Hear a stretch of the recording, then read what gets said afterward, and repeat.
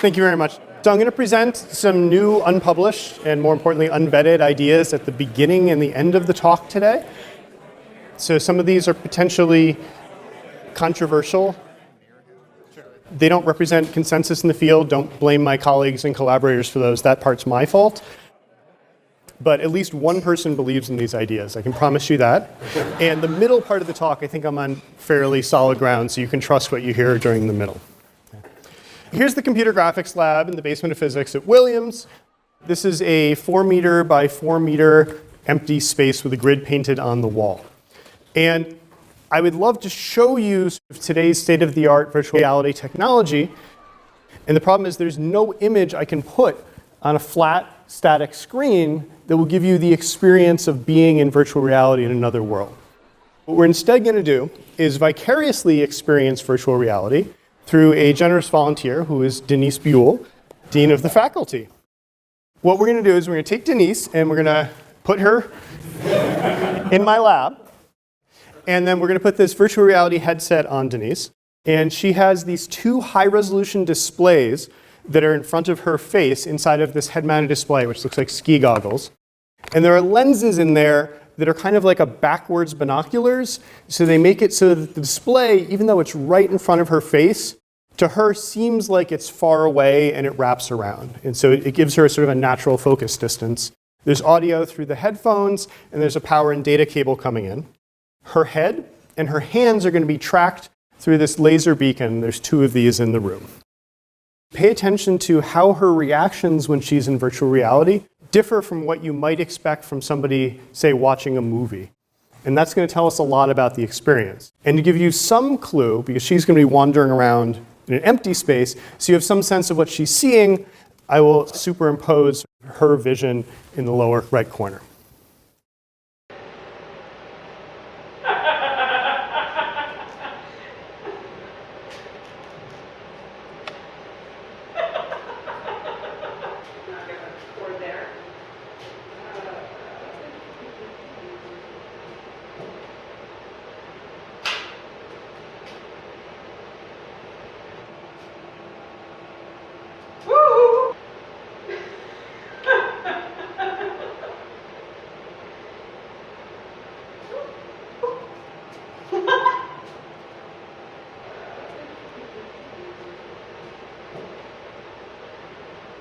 That's fantastic.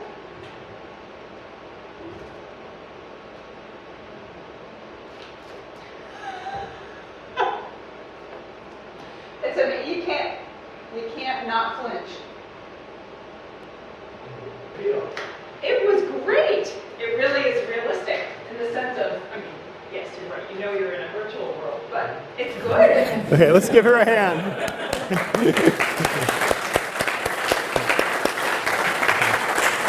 Okay, so thank you, Denise. I owe you one once again. So what's interesting about the way that she's reacting, and this is sort of a consistent experimental result against many different kinds of participants in many different virtual reality or VR experiences, is that she's acting as if the things she's seeing are real, even though she knows they're not. So she's having this visceral, instinctive reaction. She ducks out of the way of objects. She steps back from the edge of a cliff. Even though she knows it's not real intellectually, her body believes in the world that she's in. There's a technical term for this. It's called presence. And it's something that has to be achieved through very specific technology. And there's nothing currently available to the public that would give you that experience. You have to be in a research lab to have that experience today, although it's about to change. So if you've used something like Google Cardboard, so some of you in the audience have these, and this is your take-home gift for today. This is essentially the same technology. You put a smartphone inside of this device, and then you hold it up to your eyes. And it has the lenses, it has the tracking. But it's not quite good enough to make you believe in that world. You're seeing a 3D panorama, and you can look around, but it's not real in some sense to you. Visceral reality is what we're targeting and talking about today. So this is sort of the first generation of the technology. This is Alexander Graham Bell shouting, "Come here, Watson," into the first telephone. This is the Lumiere brothers with the train pulling into the station and an audience gasping at it that's never seen moving pictures. But this is really the tip of the iceberg. movies and science fiction do a really nice job of sort of visualizing what the potential of the technology is in terms of the level of realism, where it can be really immersive. So let's take a look at that from, say, The Matrix. You wanted to know what the Matrix is, Neo? Trinity?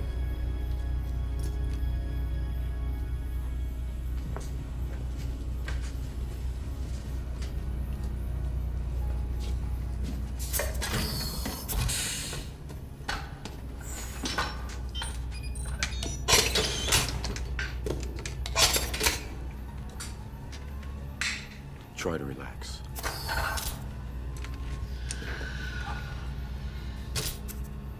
This will feel a little weird.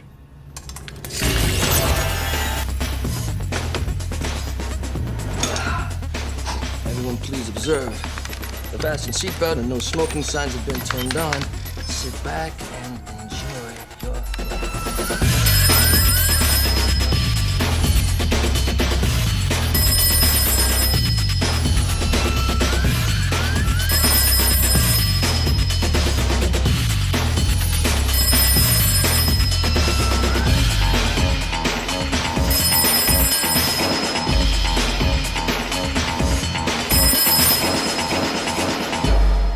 We're in.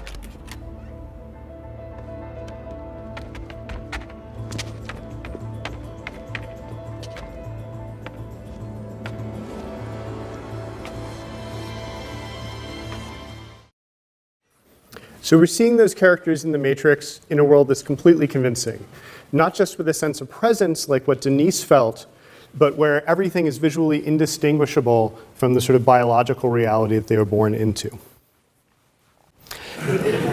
And it's unpleasant in The Matrix, right? It's something gets jammed in the back of your head, and we see this in Total Recall. And in fact, most of the virtual reality in science fiction is kind of dystopian and unpleasant, and bad things happen there.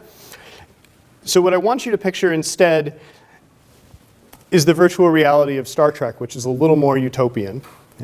And this is where we would like to be. There's a room like the holodeck, and when you step into that room, everything in there is indistinguishable from the real world. There's nothing plugged into the back of your head. You're not wearing ski goggles strapped to your face. Everything that you're interacting with in terms of touch and smell and interaction feels completely real, and it's a seamless experience. So that's where we would like to go. And I think Star Trek, while it pictured this perfectly in the mid-'80s, the interesting thing is that the technology had actually existed 20 years before this.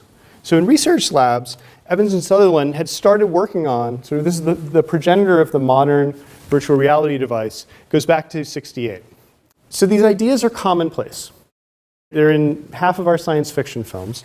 The technology has existed in some form for over half a century. So why is it that all of a sudden we're seeing everybody getting very excited about virtual reality when it should be so commonplace? And the answer is that for the first time, these devices, which previously have existed only inside the lab, are about to be available to the general public. So next month, you'll be able to actually buy these devices and have that sense of presence in virtual reality. And so the public that's about to be exposed to this has natural questions like, is this the next step after movies or video games? Is this the 3D equivalent of social media? Is this just a fad like 3D TVs were? Or is it going to really be like the Star Trek science fiction vision? And what are the missing scientific pieces of technology that we need to get from here to Star Trek? And I'm going to tell you about all of those today, but before I can talk about virtual reality, I have to grapple with a difficult question, which is if I want to make reality virtual, I have to answer, what is reality? I'm going to answer a different question. I'm going to answer the question of what is cinema? So cinema is a constructed reality. It's a suspension of disbelief. It's an immersion of the senses. So when I showed you that clip from The Matrix, you didn't see a screen with an image on it. You saw another world, and you believed in that world. And even though you knew that was an actor, Keanu Reeves, you weren't seeing Keanu Reeves, you were seeing his character Neo. And even though you knew that was a Hollywood film set, you were seeing a ship. You were seeing a brick building.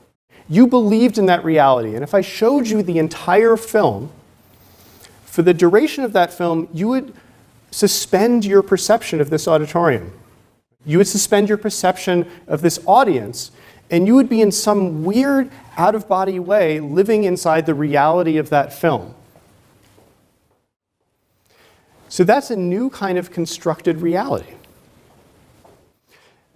That's the reality that I'm interested in, the reality of perception, the reality where you live in this other world. And what's interesting is throughout the 20th century, culture has been highly influenced and driven by cinema, and cinema itself has sort of reflected back and changed due to culture.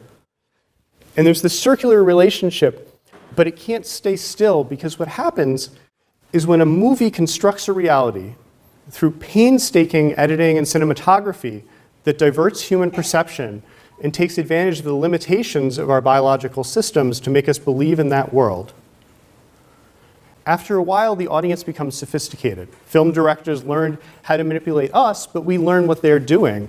And there's kind of this arms race. And so what happens is you need technology to drive that cinema and culture wheel forward. It has to keep advancing. So there's this notion of, I can put something on the screen, and if it's well constructed for today's audience, you'll believe in it. It's a total cinema experience. It takes over your sense of reality. But if I go to something like Edison's 1896 Vitascope, it was advertised as a perfect reproduction of reality. The New York Herald reports on this and says that it's indistinguishable from reality. It's a perfect reproduction. And it was for the audience at that time because they had never seen moving pictures before. They had no capacity to judge what was going on because it overwhelmed them. But my students today would laugh at that film. Right? It's not realistic. And a 1950s Bible epic doesn't sweep us away today the way it used to for that audience. So this notion of total cinema is a myth because it's rooted in a specific audience and a specific time and technological level of sophistication. And when the audience moves on, it's no longer a total cinema. It's something that was told in the past.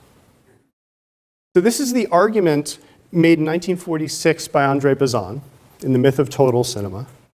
And he's reflecting on the history of cinematic advances that he's seen in his lifetime and saying, in order to maintain this kind of pyramid scheme, technology has to keep moving forward because the audience will always get ahead of it. And I think his points are mostly relevant today. And I'm going to draw that timeline forward in a second and show other advances and how they reflect it. Except today, with the advantage of some new scientific advances, I can challenge his final conclusion and say that total cinema does not have to be a myth. It's not doomed in this arms race between the technological sophistication of the audience and the director. Because the human audience has perceptual limits. And if I can create a technology that will exceed those perceptual limits, then there's no way for you to distinguish what's happening. There is an endpoint, and if we can get the technology there, it doesn't have to keep moving forward. So that's where I'm interested in going with this. With that in mind, let's look at sort of that history of immersive technology and see how we can get to this actuality of total cinema, how we can define reality to be cinema's reality, and then ask, how do we accomplish that permanently? So here are some highlights of when different immersive technologies became economically pervasive. They were often invented sort of 50 or 100 years before the point at which they became mainstream.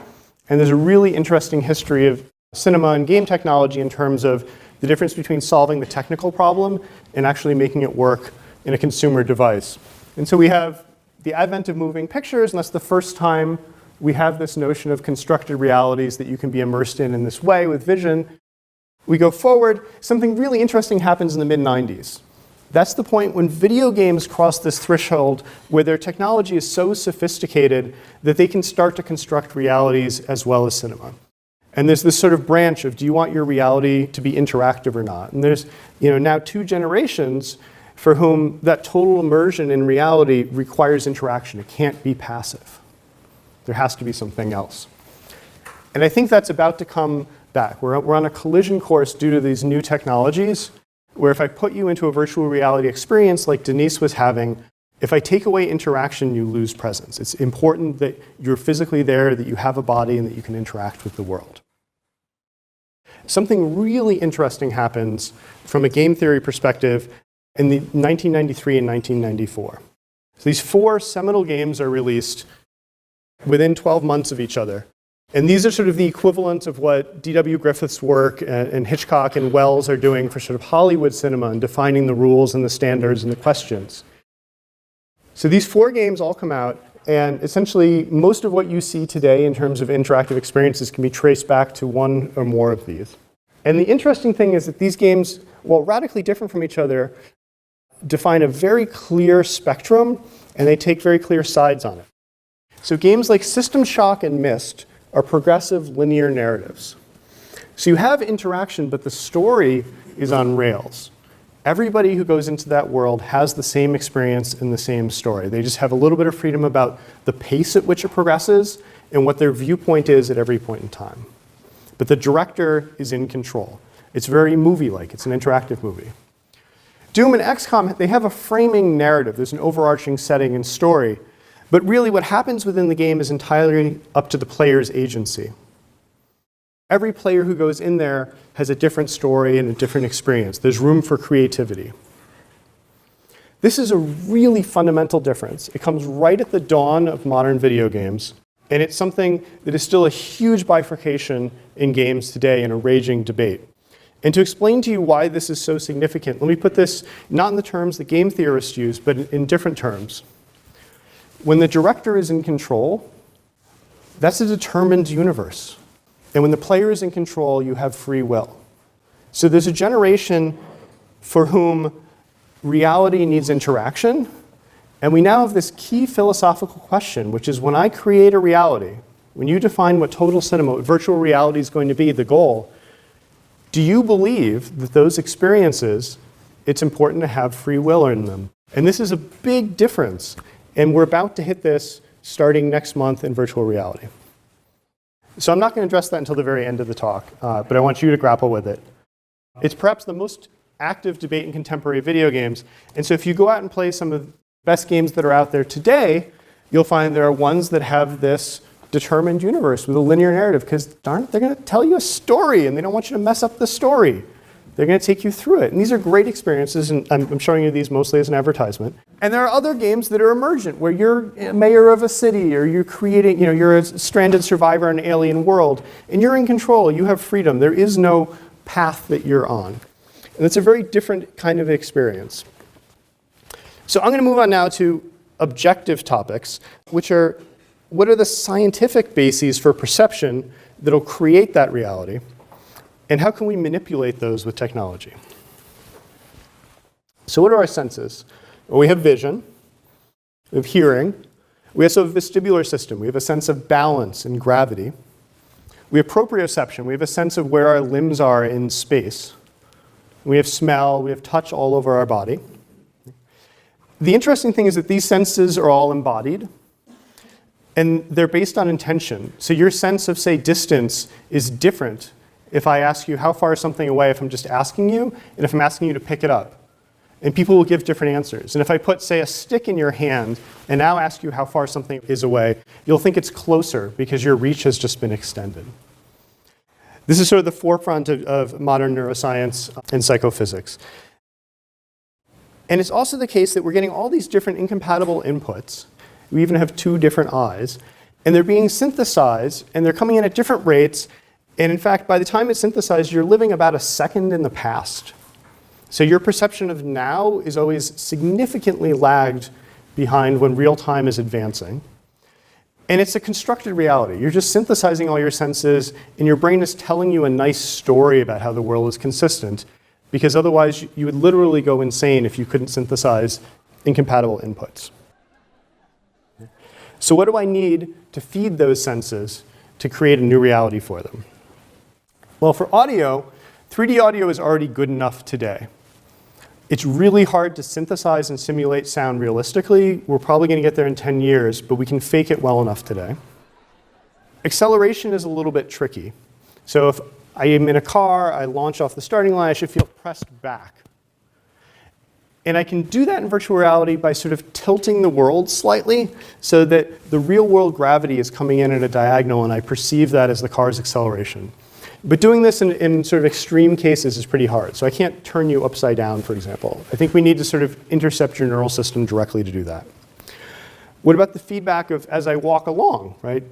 Denise was in that 4 meter by 4 meter room, and at some point she's going to hit the wall if she tries to keep walking. And there are devices like treadmills that can let you walk infinitely, but this is actually not a very good solution, because while you can walk, you can't jump or sit down or lie down on the ground or interact with another person. So we would really like you to be sort of in control standing in a real room. Some of the most promising new research results, and I'm not associated with these, trick your muscles, actually. So in this example, there's that man pictured there, and as he's walking, he thinks he's walking in this city where I'm showing you a top view, and he thinks he's walking maybe a couple hundred meters and curving around and walking freely. But in fact, what's happening is the system, as he starts to get close to a wall, starts slowly turning the world away from him. And you don't have a perfect sense of direction. It's just based on feedback. So if we turn the world slowly, you won't notice. You'll just course correct. And we can steer him around. So even though he thinks he's walking there, he's really just walking in this 8 meter by 8 meter square. Okay? And that's his path through the real world. Now, how do you feel about free will? You can also do this with electrodes. This new result, this person is walking, and there are electrodes glued to his knees. And what happens is as he gets close to an obstruction, it starts stimulating one leg more than the other, and subconsciously, he just walks around the obstruction. And I've seen examples where you do this, but you have a joystick, and you can actually drive a human being, and they think they're walking in a straight line. So this is another thing we can do. What about touch and solid objects? This is a field called haptics. It turns out we can similarly fake you out with response to impulses. You're very good at knowing whether something has touched you or not. We're terrible at sensing how hard something has pushed. So a tiny vibration at just the right time, you can perceive that as arbitrarily hard pushback from an object. You can perceive that as touching something. And there are some new devices that actually change shape, but because you're going to be wearing a head-mounted display and you can't see the real object, we show you the object as solid. It's actually morphing shape, and you perceive that as it's moving through space at a different rate. And so I can make you feel like your hand is trailing through water. It's actually moving at a normal speed, but you're feeling it sort of push back slightly, or that you're touching objects. Again, to do this over your whole body is probably a neural interface, but we can get good enough pretty soon. Smell is a very emotionally powerful sense. In the 1960s, it was the first time cinema technology tried synchronized smell along with images. Worked about as well as you might think it did. There's a reason we don't have smell-o-vision today. But your sense of presence, what Denise was feeling, that's mostly dominated by vision. So all these other senses are important and they'll help, but we can get there without them. So let's look at vision. These are the thresholds we need to give you that sense of presence. This is why this technology hasn't been available today. Until today. We need about 110 degrees horizontal field of view. 90-degree field of view vertically. It's the bare minimum. When you turn your head, we have 1/50th of a second for the computer to produce a new image and display it on the screen. Otherwise, you'll think you're dragging the world with you when you turn your head. So that's a very short period of time for the latency, and we have to be doing that. We can only be a 50th of a second behind reality, and we have to be able to do this 90 times per second. And the images we're generating have to have about as many pixels as 4 HD TVs, so 4 720p TVs. So you have the equivalent of 4 large screen televisions glued to your face, filling about 110 degrees of field, and then the magic happens. And we can hit those thresholds today, barely. So this is what's out there right now. This horizontal axis is sort of dividing devices that don't quite hit those thresholds, and so they don't give you presence. If you're using the Google Cardboard, you're not experiencing the magic that Denise was experiencing. That's why you're not laughing out loud. So there have been several devices, but we're right here on this timeline. Right? So March 28th, you'll be able to buy the Oculus Rift. That's sort of the first device that does this. Shortly thereafter, you get the Vive, which is the commercial version of what she was using an early prototype of. And then the largely unknown PlayStation VR comes out a little later. They're not going to announce when until next week. And there are slight differences between these, but these new things are all above the line. driving those, remember the 4 HDTVs, the 50th of a second, those constants are a lot harder to hit than what games are doing today. So when you go into those virtual worlds, you have this sense of presence, but the image fidelity is not as good as what we're accustomed to from modern real-time graphics. Here's a capture where the person who's experiencing it is superimposed. You kind of have a sense of what he's feeling. This is Colin Northway from Northway Games.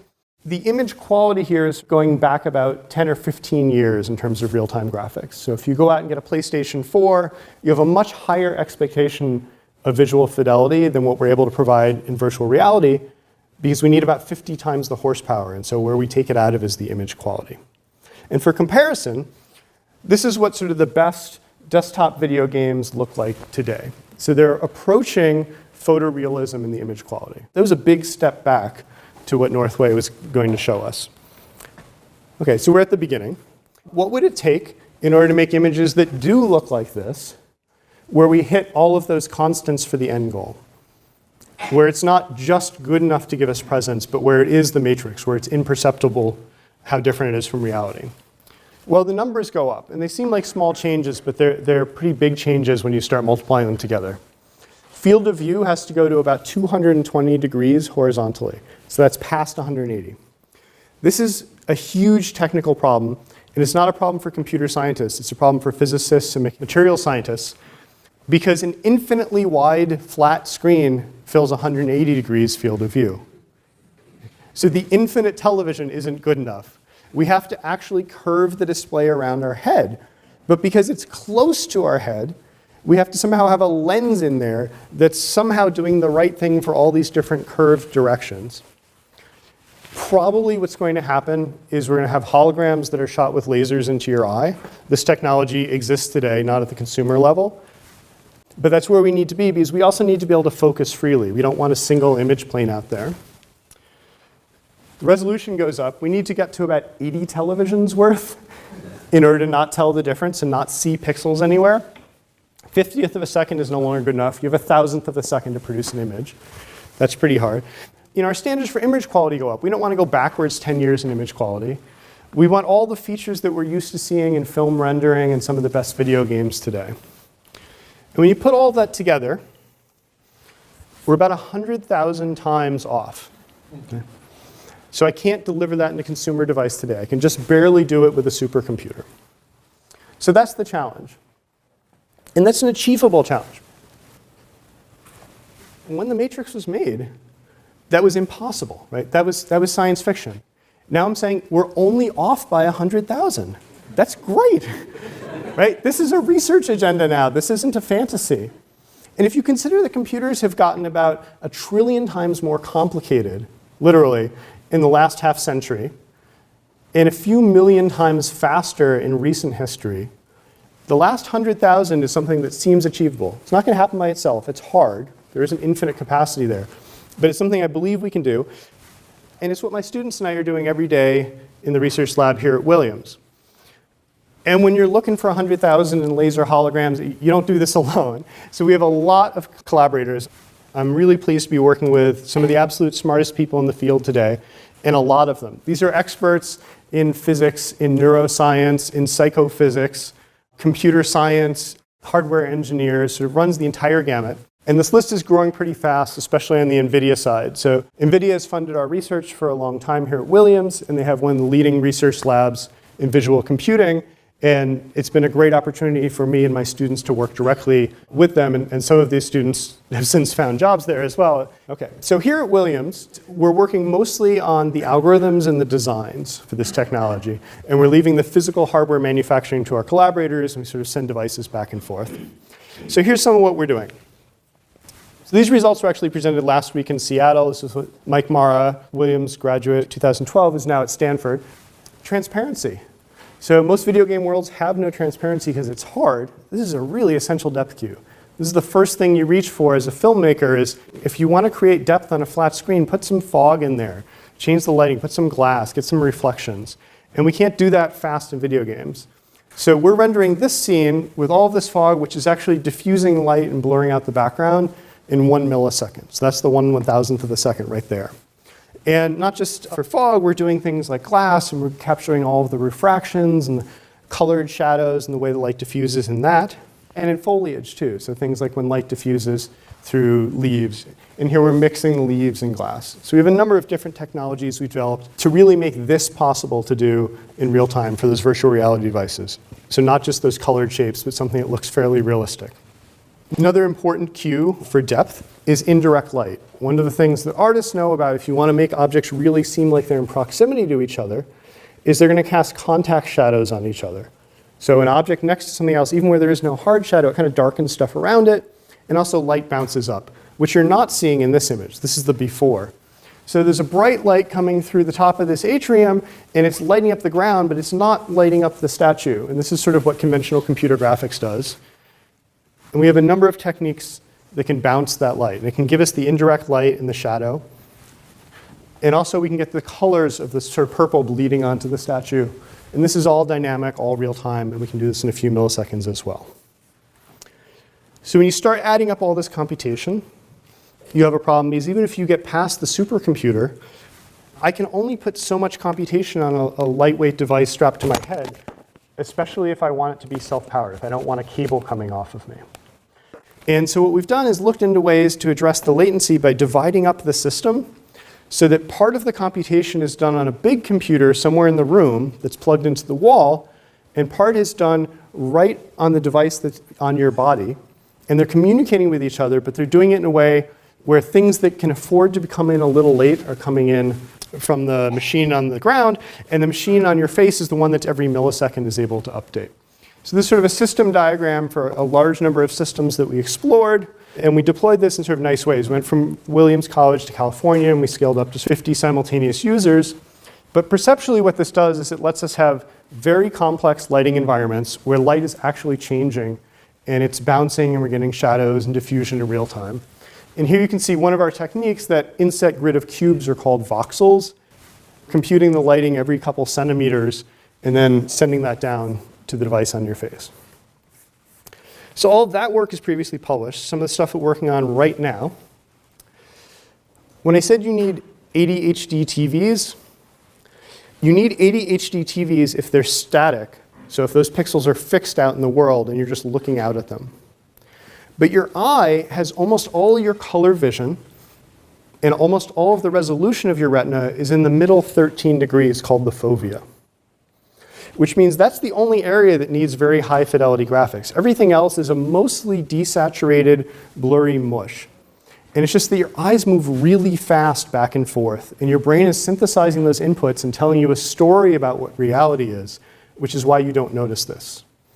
So in this image, which is from a video game called The Vanishing of Ethan Carter, if you look at sort of where that white dot is, and you're close enough, it's about 13 degrees of your field of view. And what you'll see is that everything that's in the larger white circle, which normally wouldn't be drawn, this is a visualization, is high resolution. And out here, it's very blurry, very low resolution, but you can't tell when you're looking at it inside this device. So if we can actually track your eye, at about 500 times per second, we can do this trick where as you move back and forth, you just can't see the blur and the sharp area moving. That lets us render about 100 times faster because we don't spend all that computing power out here in the periphery. Well, if I get a factor of 100, I only have like a factor of 1,000 left to go, right? And so my other stuff's getting pretty good. So this is starting to sound pretty good. And so the farthest we're pushing towards total image fidelity is saying, well, what if we could really simulate everything? So we could simulate the physics of real light in a world. So here's a shot from Dan Evangelakos' thesis last year. And this is a simulation of an algorithm we're working on. So this is computer graphics. And the models aren't of the fidelity we would like, but the lighting is. So all of these reflections on the ground, everything is perfectly realistic. We're modeling the materials well. And he's able to simulate all of the light in that scene in real time. Sam Donow is now following up on this and trying to actually make it so we can deploy it. And one of the interesting things is that we can do this. So if I want the fidelity, if I want to be able to walk up to things and see them at true realistic detail, not just realistic lighting, is we can actually go and capture images from the real world and synthesize all of the light that's in a real scene. This is the Preston room in the basement of Sawyer Library at Williams College. And this isn't a video, this isn't a still image, this is a full environment. You can walk up to a book and read its title. You can look at sort of all the intricate carvings. We've modeled everything down to 1 millimeter by capturing it with a variety of devices, and we can sort of freely move around that space. So this is pretty close to sort of the ultimate in realism. If we can capture real environments and put you in them and let you interact in them in real time. And one of the things we're hoping to do this summer is capture a lot of the Williams campus at this level of detail. So, reality is when you're immersed in the world, in the characters, in the experience. There's this fundamental debate over whether free will is required for reality, or whether it's even desirable to have free will in a constructed reality. And if that sounds academic, well, think about the fact that, if you have a filmmaker and you tell them all the characters and the camera are going to have free will, but we want you to still make a movie, right? But anything could happen in the movie, not just the things you thought about. They're probably going to reject that. And likewise, I hope many of you will be a little nervous if I said, oh, my definition of reality excludes free will. Right? So we're all just on a track, and you can achieve perfect reality without any control over your own destiny, and that should also make you uncomfortable. But those have to get resolved because we're about to start constructing these artificial realities, and we have to decide what kind of experiences you can have in them. There's this technical term called presence, and it's the magic of virtual reality. It's an experience you've never had before with any immersive technology where your body will believe in things. If there's a cliff, you cannot make yourself step off of it because even though you know it's not real, everything in your body is telling you it is real. You can't put your head through a wall. You will react the way Denise did. And there's a sense of joy at even simple interactions because it's sort of this cognitive dissonance of I know it's not real, but I know it is real in my gut. And we need about 100,000 times improvement in software algorithms and hardware displays to sort of hit these points to get to the ultimate visual virtual reality, to really nail total cinema. And in closing, I want you to recall there was a time when communication was localized. So before the telephone, if you wanted to have an immersive voice conversation with someone, you had to physically be in the same place at the same time. And if we fast forward to today, the smartphone has sort of completed that piece of the evolution. And now communication and information are pervasive. Right? So you can talk to any person anytime. You can know anything in the world more or less instantly. Virtual reality is about to do that same thing for location, where location will no longer be a function of geography. You can be in any place with any person at any time you want. You can have any experience. These interactions, we don't have to have a lecture here. We could have a lecture on the surface of Mars. Okay? You can be sitting in a very ugly, tiny cubicle you were assigned, but you can be reading a book on a beach in Maui. It doesn't have to be an epic experience. It can just be, you can just change your location the way you would change a picture on the wall or the way you change communication with a phone. And if you think about what the smartphone has done to our society, for either good or ill, it's completely changed the way that you interact with your friends and family. It's totally changed your workflow. It's changed the way that you consume media and culture, the way you find out news. It's changed the very nature of politics, that we have instant information, instant communication with anybody. So we're still grappling as a society with just what the smartphone has done by taking information and unlocking it.